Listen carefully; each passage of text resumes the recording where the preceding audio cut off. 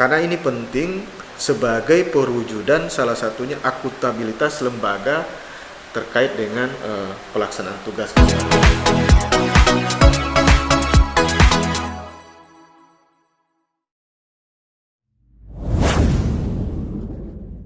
Assalamualaikum warahmatullahi wabarakatuh.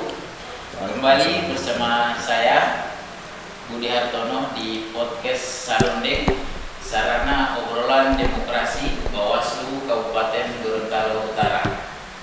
Jadi podcast Sarondeng ini merupakan podcast di mana segala hal tentang kepemiluan akan dibahas secara tuntas. Dan pada episode kali ini saya akan membahas atau berbincang-bincang dengan tema dukungan kesekretariatan dalam pengawasan tahapan pemilu serentak tahun 2024. Jadi sahabat Bawaslu, untuk itu saat ini telah hadir bersama saya Kepala Sekretariat Bawaslu Provinsi Gorontalo. Saya sebut nama beliau dengan hormat, Bapak Nixon Entengo SIP MC. Jadi, selamat datang Pak di podcast Sarondeng pada kesempatan ini. Assalamualaikum warahmatullahi wabarakatuh. Waalaikumsalam warahmatullahi wabarakatuh. Apa kabar Pak Budi? Sehat? Alhamdulillah sehat Pak. Insya Allah kita semua dalam lindungan Allah. Amin. Baik Pak Kasek. Jadi seperti yang kita tahu kan,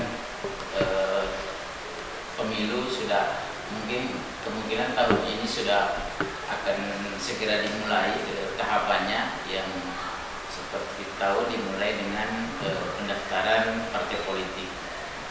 Nah, jadi kira-kira apa sih Pak fungsi kesekretariatan itu sendiri dalam memberikan dukungan atau fasilitasi terhadap pengawasan itu sendiri?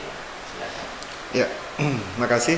Pertama-tama saya ingin menyapa dulu kepada seluruh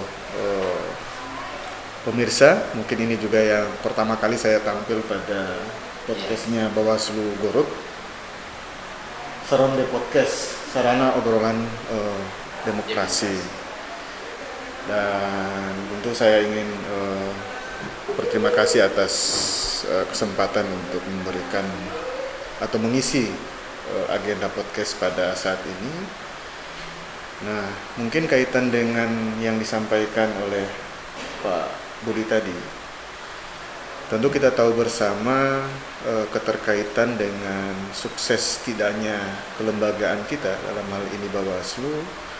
Keberadaan kesekretariatan itu adalah salah satu komponen primer yang memastikan kerja-kerja fasilitasi dan dukungan administratif ya terhadap pelaksanaan tugas fungsi komisioner Bawaslu itu bisa berjalan. Tanpa keberadaan kesekretariatan yang perform, dalam artian handal dalam melakukan kerja-kerja fasilitasi, tentu hal ini juga akan mempengaruhi terhadap kinerja kelembagaan Bawaslu itu sendiri. Nah, itu yang pertama. Yang kedua, kalau kita melihat dari sisi historikal ya, ke belakang, kita feedback ke belakang, ya keberadaan Bawaslu Kabupaten Kota ini kan belum lama menjadi lembaga yang permanen, yang sebelumnya adalah lembaga yang sifatnya ad hoc. Nah, kalau kita melihat keberadaan kelembagaan seperti apa yang disampaikan oleh Kesekretarian Jenderal Bawaslu RI oleh Pak Sekjen, di mana tugas fungsi kesekjenan untuk di tingkat Bawaslu RI, kemudian di provinsi maupun kabupaten kota, nanti hal ini keberadaan kesekretariat itu akan didorong menjadi satuan kerja, Satker Mandiri, UKM. Nah, kita tahu pengalaman kita kemarin di 2018 ketika dilaksanakan pemilu 2019, kemudian sekarang kita akan menghadapi tahapan pemilu 2024. Salah satu yang harus kita persiapkan awal adalah bagaimana peranata kelembagaan organisasi ini bisa bermuara terhadap sukses tidaknya kerja-kerja pengawasan penyelenggaraan tahapan itu sendiri. Bawaslu Provinsi, Bawaslu Kabupaten Kota maupun Bawaslu RI mempunyai tagline bersama rakyat awasi pemilu dan bersama Bawaslu tegakkan keadilan pemilu. Hal itu bisa terlaksana secara maksimal kalau kemudian kelembagaan dari sisi dukungan kesekretariatan itu berjalan optimal. Nah, itu yang kedua. Yang ketiga, kebijakan dari Bawaslu RI, keberadaan kesekretariatan ini mulai didorong. Kalau kita melihat bagaimana untuk Provinsi Gorontalo, sudah ada 2 yang dipersiapkan menjadi UKM, bahkan sudah dilantik kepala sekretariatnya, yaitu Kabupaten Bone Bolango dan Kabupaten Gorontalo. Dan di bulan Maret ini Satker Mandiri khususnya untuk Kabupaten Bone Bolango itu sudah berjalan. Nah, hal ini perlu saya ungkapkan di awal karena memang salah satu prasyarat mutlak dari kaitan dengan kerja-kerja kelembagaan itu adalah supporting sistem dari kesekretariatan yang standar dari sisi minimal pelayanan minimum terhadap suatu lembaga resmi atau pemerintah itu sendiri. Mungkin itu dari sisi ini juga Pak ya, penting juga peran kesekretariat ini untuk mendukung tugas-tugas pengawasan. Kemudian Pak, karena begitu pentingnya itu kesekretariatan, kira-kira seperti apa Pak persiapan yang sudah dilakukan baik di Bawaslu Provinsi maupun Kabupaten Kota terkait untuk menunjang tadi pengawasan tadi? Iya, salah satu atau kalau kita melihat dari beberapa indikator ya, bagaimana kelembagaan kesekretariatan itu performanya bisa standar. Kalau kita melihat yang pertama, kita harus memiliki kesekretariatan yang tangible namanya. Tangible artinya sarana dan prasarana harus layak. Jadi sarana prasarana penunjang itu dia harus layak. Itu salah satu indikator. Nah, yang kedua, bagaimana indikator reliability-nya, reliable. Jadi bagaimana kedisiplinannya, ya, bagaimana ketepatan dalam melaksanakan tugas dan seterusnya dan seterusnya. Yang berikut, salah satu indikator yang perlu kita endorse itu adalah kompetensi. Nah, ini kalau bicara kompetensi, maka kita akan berbicara aparatur yang melekat pada kelembagaan kesekretariatan. Hari ini kita sementara mendorong melalui kebijakan Bapak Sekretaris Jenderal Bawaslu RI, dalam hal ini Bapak Dr. Purasotro, adalah bagaimana mendorong aparatur PNS yang DPK ini menjadi organik, ASN organik, yang ini sementara berproses. Tentu karena ketika kita berbicara kaitan kompetensi, orang-orang yang menjadi pegawai organik tentu sesuai dengan kebutuhan kelembagaan Bawaslu itu sendiri, latar belakang, disiplin ilmu dan seterusnya. Ketika kita bicara kompetensi itu sendiri. Kemudian yang berikut, maka kita akan masuk pada indikator aksesnya. Gitu. Jadi kelembagaan kesekretariatan itu harus aksesnya terbuka, bisa dijangkau. Nah, kalau sebuah kesekretariatan yang tanda petik aksesnya sedikit terganggu, maka ini juga akan mempengaruhi dari pola kerja, pola pelayanan dan seterusnya. Yang berikut kita akan berbicara kaitan dengan tingkat security. Ya, tentu salah satu yang harus kita lihat, yang harus kita jaga bagaimana kerja-kerja kelembagaan Bawaslu setiap tingkatan itu dalam pelaksanaan tugasnya itu termasuk aktivitas kesehariannya itu terjaga dari segala gangguan maupun ancaman lainnya. Nah, ada beberapa indikator lain bahkan sampai pada posisi dalam hal pemberian pelayanan itu sendiri. Nah, tetapi saya akan mencoba menyederhanakan ada 3 hal pokok yang harus menjadi ruang bagaimana penguatan kelembagaan kesehatan itu bisa maksimal. Yang pertama adalah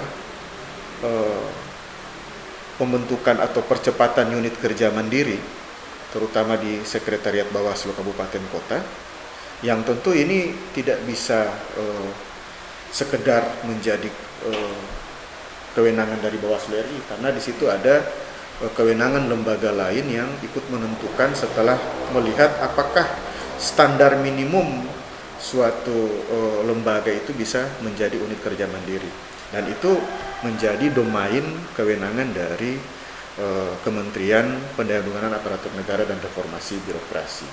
Nah, ya, Menpan RB. Nah, kita untuk sekarang ini untuk Provinsi Gorontalo kita udah embrionya untuk Kabupaten Gorontalo sementara, dan Bonebolama yang sudah menjadi satker mandiri. Nah, yang kedua kaitan dengan bagaimana sistem atau standar operasional prosedur dalam hal pelaksanaan tugas fungsi dari kesehatan dalam menopang, memfasilitasi dan memberikan dukungan kepada kerja-kerja kelembagaan itu sendiri. Nah, ini kita sudah bisa lihat bagaimana pengaturan kerja-kerja kelembagaan, Pranata maupun OTK yang ada di kabupaten kota. Karena ketika kabupaten kota menjadi satker, maka dia akan dipimpin untuk TPB ya. Katakanlah untuk Gorontalo Utara, dia akan memiliki 1 orang tenaga atau kepala sekretariat, kemudian di bawahnya ada 3 kepala subbagian ya, yang nantinya ini terimplementasi dalam kerja-kerja pelayanan terhadap masing-masing ya, ketua maupun anggota sesuai dengan divisi masing-masing.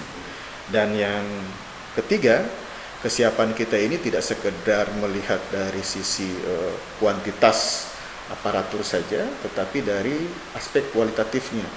Jadi tadi sempat saya singgung menyangkut bagaimana kompetensi, bagaimana attitude-nya, kemudian integritas dari aparatur sekretariat itu sendiri. Nah, memang kita ini sementara diperhadapkan pada situasi sebuah kerumitan baru ya. Kita tahu di mana sudah tidak ada lagi yang tanda petik ya untuk tenaga dipekerjakan.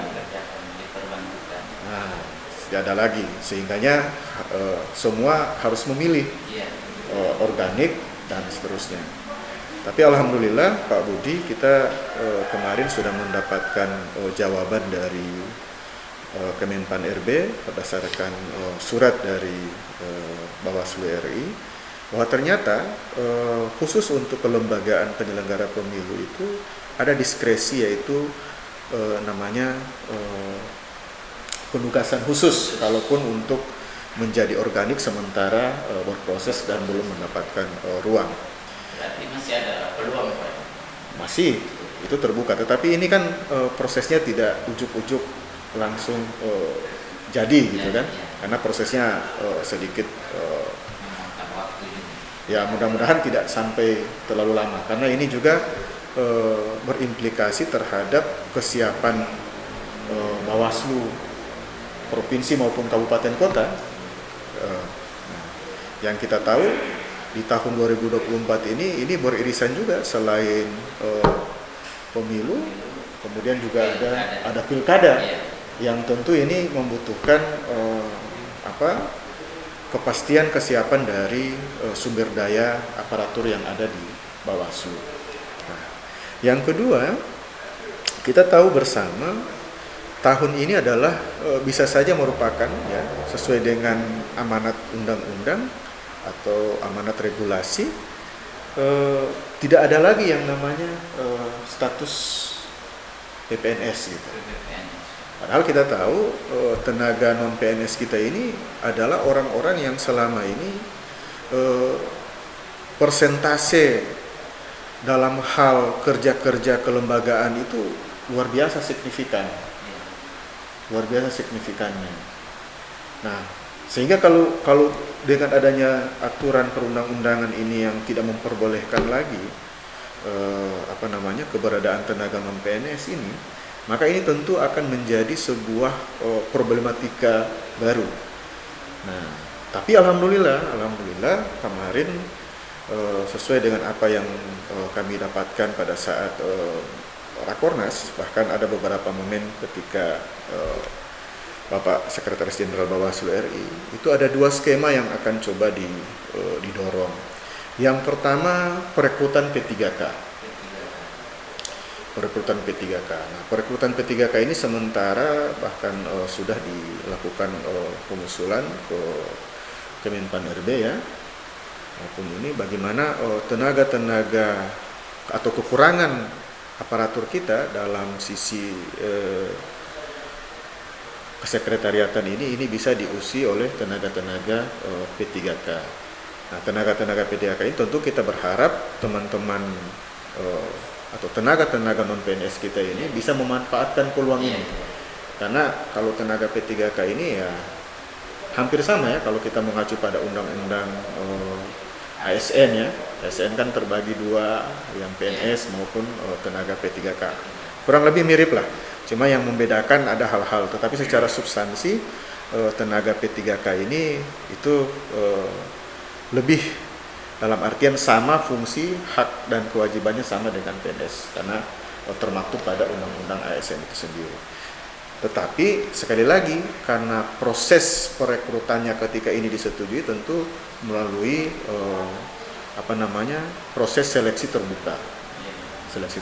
Dan kita berharap tenaga non PNS kita ini ketika ini dibuka ini bisa memanfaatkan peluang, mempersiapkan diri sehingga pada saat yang sama mereka bisa terakomodir.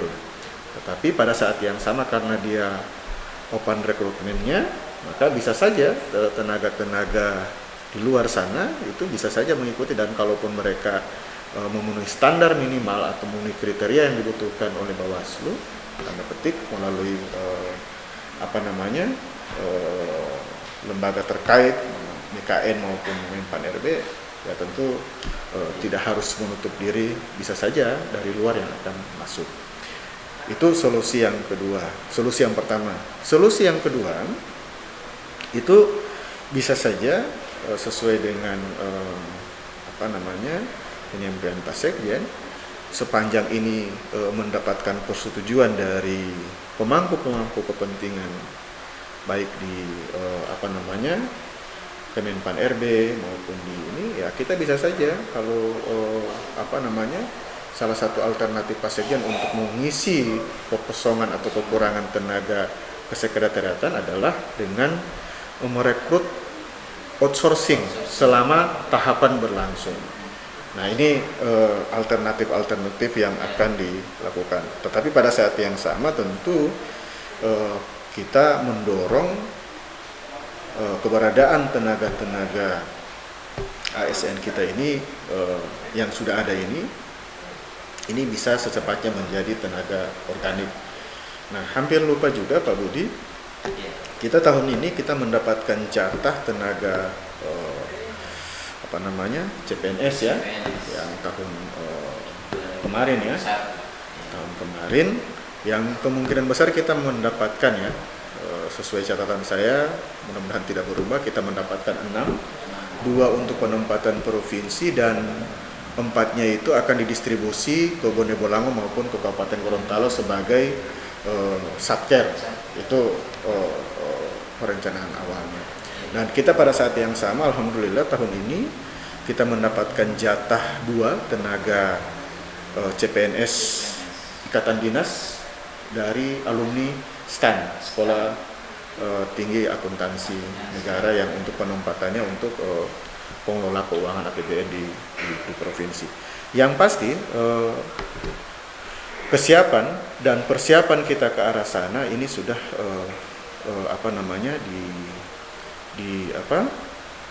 dipersiapkan sedemikian rupa oleh Pak Sekjen, CQ-nya, Kedeputian Teknis Administrasi, dalam hal bagaimana pada saat pelaksanaan tahapan ini keberadaan kelembagaan Bawaslu, baik Bawaslu RI, Bawaslu Provinsi maupun sampai ke level kabupaten kota, kita siap untuk memfasilitasi dan memberikan dukungan secara maksimal.